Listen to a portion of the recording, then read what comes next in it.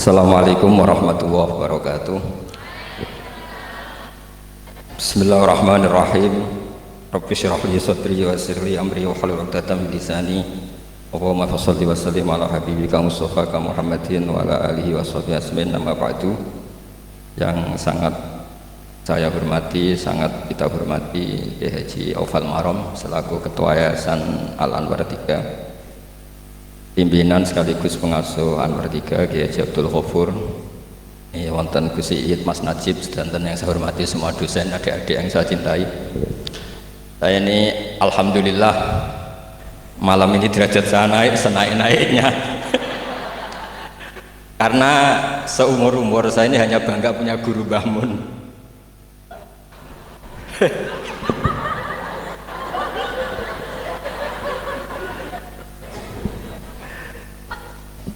Tapi malam ini punya guru baru. Nah, ini sekaligus supaya dicatat oleh Ketua Yayasan Gus Aufal, tadi Pak Amin mengaku saya muridnya. Ini satu kezaliman.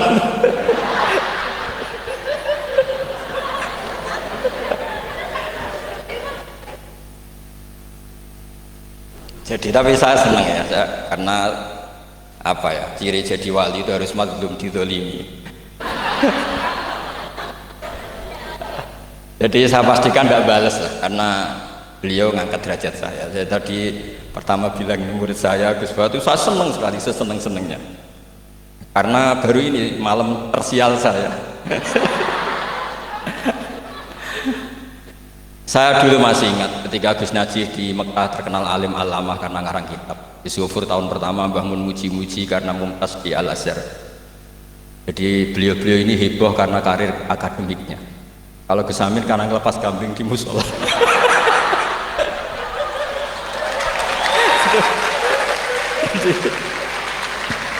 Jadi jameknya sama-sama bikin heboh. Jadi ya itu sajalah. Niru itu udah bisa penuh ya, sudah niru hebohnya saja. Tadi karena Gus Aufal baru masuk, tadi Gus Aminoto bilang gini, Gus Aufal, dulu Mbah Mun sayang saya sampai dicatrikan istri. Apa Gus Ghafur bisa nyarikan saya istri? Itu bener-bener kefasikan baru dalam.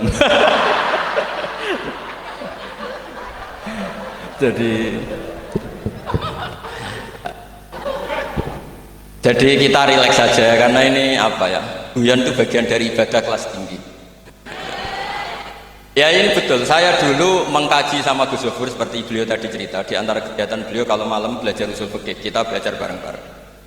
Di antara pendapat usul fikih yang menyenangkan kita itu adalah mubah itu wajib, dan itu saya kenang betul. Izmamin mubahin ila wa yatahaqqaqu bihi tarku haramimma wa yatahaqqaqu bisukun tarkul qat'i wa bisukut tarkul qadar.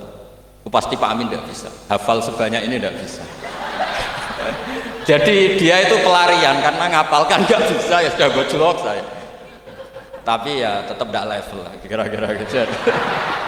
Tidak level, jadi nggak level. Artinya begini ya, malam ini kita guyon nikmati suasana seperti ini dengan Gus Ghafur, dengan Gus Aufal. Malam ini artinya kita ada dugem. Malam ini kita ada zina, ada dugem, tidak melihat hal yang maksiat.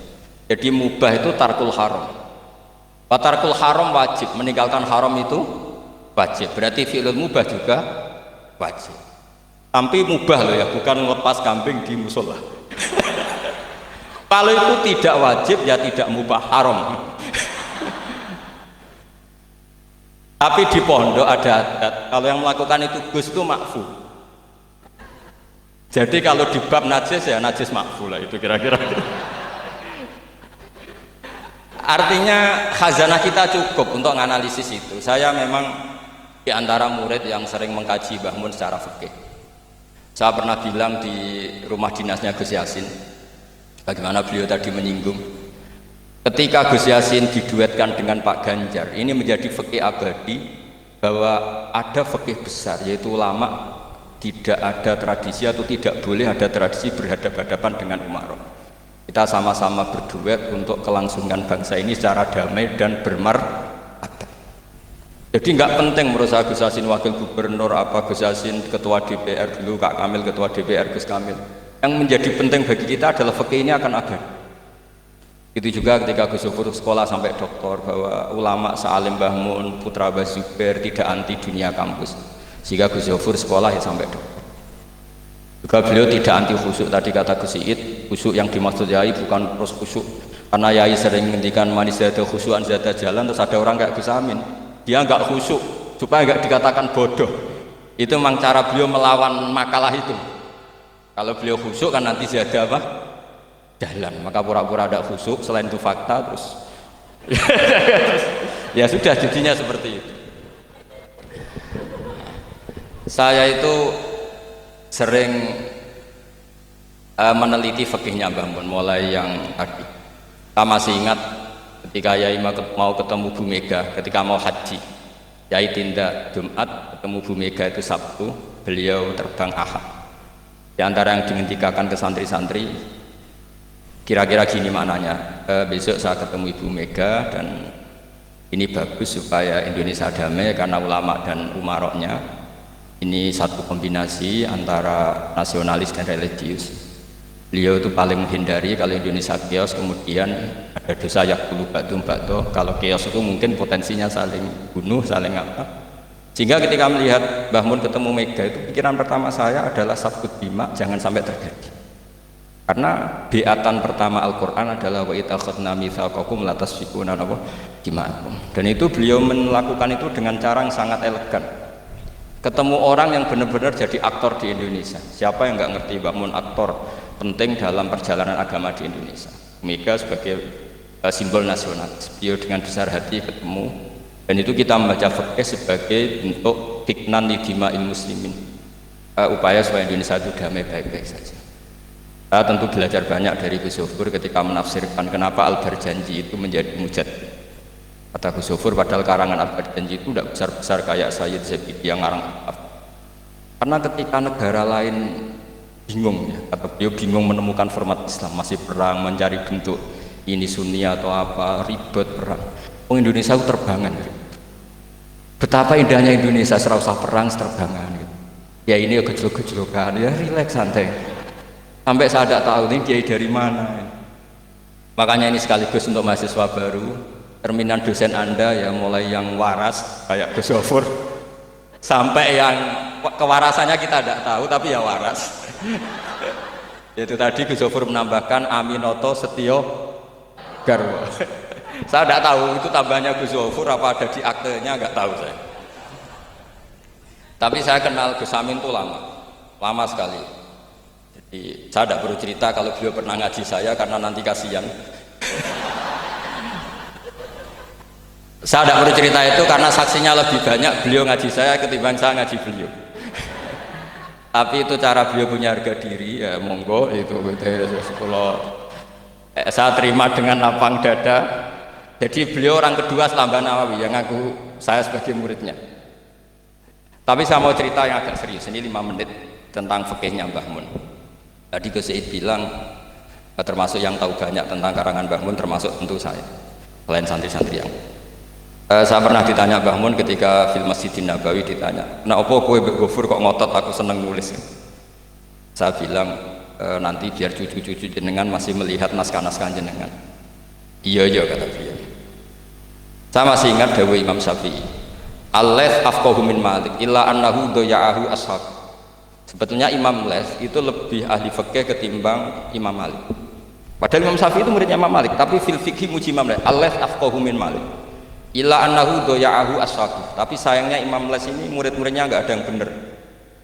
Karena tulisan-tulisan Imam Les ini tidak ditadwin, tidak dimudawwan. Maka kita tidak ingin Mbah Mun yang kita idolakan, kita gurukan, kemudian bukunya tidak mudawwan. Sehingga saya, utamanya tentu putra-putra beliau, mulai dari Gus Subab, Gus Najih semuanya, termasuk Gus Yofur, itu sangat menginginkan beliau itu memang mentadwin itu. Saya beri contoh misalnya begini, kepandaian Imam Les dibanding Imam Malik. Imam Malik ketika ditanya apa saja, sok ahli Madinah, Kail juga kailu ahli Madinah, semuanya bilang ahli Madinah. Alasannya beliau Madinah adalah muhajirul Rasulillah, tempat hijrahnya Rasulullah Shallallahu Alaihi Wasallam. Dan itu nggak ada yang memungkiri. Tapi ketika Imam Les mulai mengirimi surat ke Imam Malik, itu ditulis Sayyid Muhammad di Syariatul Wal Khalidah.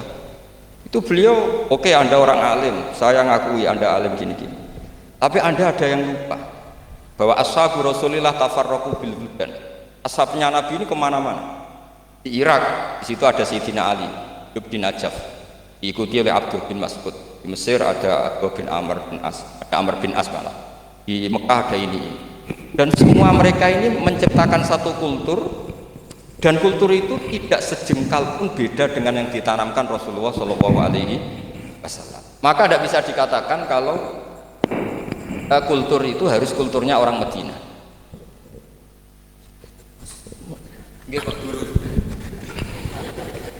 Ini naik pangkat ini, seorang guru melayani muridnya. Ini juga cara beliau untuk mengalahkan saya di dunia wali. Jadi makanya pura-pura tawadhu. Nah, Al-Laits afqahu min Malik.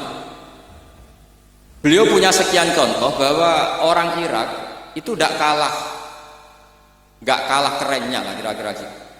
Tentang ukuran-ukuran sok, karena Sayyidina Ali di situ juga menciptakan kultur. Begitu juga Amr bin As dan beberapa sahabat yang tafarraqu fil buldan.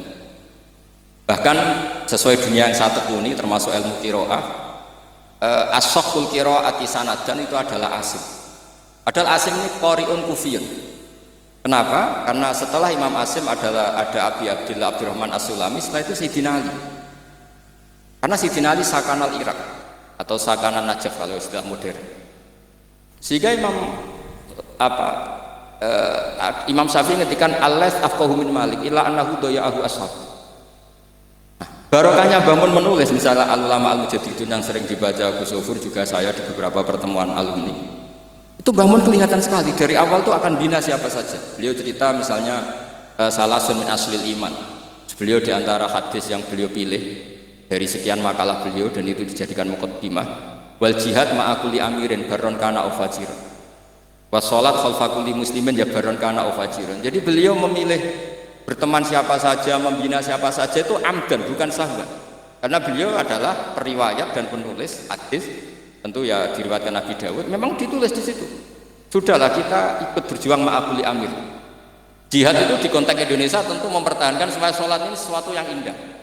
Kita tahu yang bikin masjid di mana-mana itu departemen keuangan bikin masjid, kepolisian bikin masjid, kabupaten bikin masjid, gubernuran bikin masjid. Itu kalau nunggu bisarohnya Pak Amin dari setel itu nggak jadi masjid, yakin. Untuk rokoknya saja mungkin pas-pasan. Tapi barokahnya kita berjuang ma'al kulli amir. Para umarok dibina, beberapa kiai mulai zaman Mbah Hasyim sampai dulu Mbah Hasyim yang bina Pak Karno. Sampai era Mbah Mun, akhir-akhir Pak Harto juga beliau pernah ditimbali di istana, sampai Pak SBY, sampai Pak Jokowi. Sehingga aura keislaman itu ada di mana-mana. Departemen berkebutuhan ngaji. Bahkan Gus Sofur pernah cerita, saya pernah beliau diundang di kantor pusat PDI untuk ngaji. Gak kebayang ya. Pertama Gus Yassin daftar di KPU yang ditanyakan, Bang, gue tenang, mau ngimami sholat sampai Pak Ganjar. Nggih, Mbah Mun seneng sekali. Jangan kira senengnya Mbah Mun karena jabatan, seneng dia.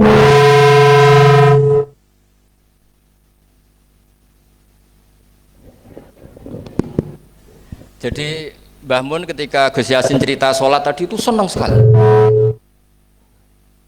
Senang sekali diceritani bahwa barokahnya Gus Yassin di Wetan itu ada dengan tanda petik, ada komunitas yang kayak sholat tuh jadi ukuran. Saya meskipun nggak nangis di depan umum kayak Gus Amin tadi, saya juga heran kok bisa nangis. Itu saya heran betul, dan saya tetap husnudzon itu asli. Ya agak-agak memaksakan husnudzon saya, tapi ya sudahlah saya husnudzon kalau itu asli. Itu saya sering nangisi fikihnya Mbah Mun. Di antaranya adalah saya pernah sejagongan sama Gus Hasib bin Wahab, termasuk pendiri NU Wahab. Saya cerita prestasi Mbah Hasyim, Gus Wahab, Bisri Sansuri, juga beberapa Kiai Ahmad Siddiq, Wali Maksum, sampai cerita Mbah. Bahwa para kiai ini berhasil menciptakan satu entitas agama menjadi tolok ukur. Jadi barokahnya mereka berjuang secara tadrijan, secara gradualisme, secara proses. Sekarang itu calon bupati kok tidak sholat, itu tidak keren. Dan tidak dipilih. Gubernur kok terkenal nggak sholat, itu pasti nggak dipilih. Artinya kiai ini berhasil, bahkan nilai-nilai politik pun harus bersama nilai-nilai apa? Agama. Pejabat kok ketahuan selingkuh itu habis. Artinya nilai-nilai yang menurut agama mungkar, satu hal yang buruk, itu juga buruk di perspektif politik Indonesia. Jadi kayak, dan itu tanpa bikin negara ini terus kayak jadi negara Islam. Kurang apanya coba ijtihad guru-guru kita yang luar biasa. Saya pikir sampai di sini aja, nanti moderator biar balas saya supaya saya lebih madlum lagi. Semakin madlum semakin derajat saya akan naik. Dan monggo Gus Amin kalau mau memadlumi saya persilahkan, karena saya ini kan sudah terlalu kuat lah, kayaknya agak ngefek. Tapi nggih monggo lah, kalau artinya ini sekali-kali saya ngomong serius. Jadi dulu nyuwun sewu, kita pengajian saja harus lapor, harus izin, bahkan ada istilah SIM, surat izin mubalek ya dulu. Namanya juga SIM. Ini abahnya Pak Rafiq itu ya temannya bapak saya. Masuk teman bodoh nih. Ini masyhur ini. Ibunya Pak Rafiq ini tidak pernah masak enak, kecuali ada tamu. Akhirnya kerjasama sama bapak sama Mbah Mun, kalau Jumat pagi disuruh ke situ. Terus Mbah Musa ini abahnya ini, Bu, engkau apa ono Kiai Nur Salim ono Mbah Mun masak, iya, terus masak enak, terus bapaknya ikut makan enak itu. jadi Kiai dulu itu seni, sampai kepen mangan enak itu harus bodoni istri. Dan itu semoga bodoni yang wajib. Karena seneng itu wajib akhirnya. Makanya saya dengan Pak Rafiq ini ya mulai dulu ya kayak saudara, karena dulu Mbah Mun, bapak, Mbah Musa itu ya teman, termasuk kalau harus bodoni istri ya bodoni. Akhirnya ya tiap Jumat itu main ke situ. Karena itu dengan cara itu makanya enak, kalau enggak ya tempe terus gitu. Nah itu bisa ditiru. Bisa ditiru, jadi ya bagus lah itu kalau itu. Solutif itu kata ke situ. Ya monggo niki moderator malih Gus Amin. Assalamualaikum warahmatullahi wabarakatuh. Terima kasih sudah klik video ini. Jangan lupa like,